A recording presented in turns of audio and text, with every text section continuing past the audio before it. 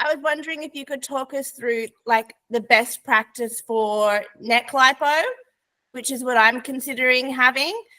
I've seen that it's more than just removing this part.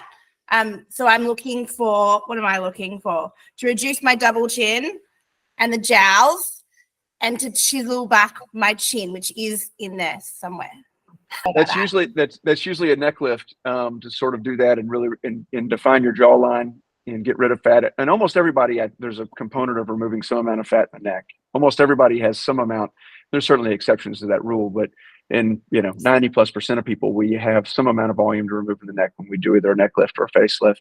And usually that's just with liposuction alone. Sometimes there's a need to do some direct excision when people have fat that lives below that muscle, the platysma in the neck. But most people were able to achieve that with just liposuction alone.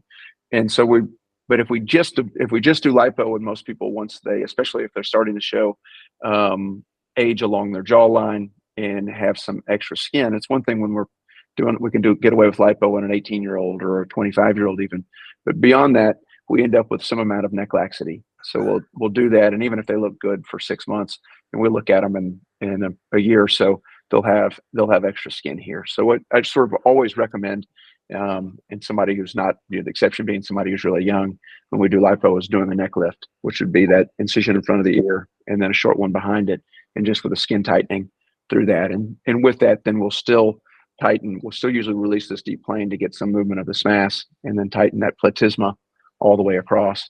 That'll suspend the deep structures of the neck, and then that skin tightening will just follow that platysma.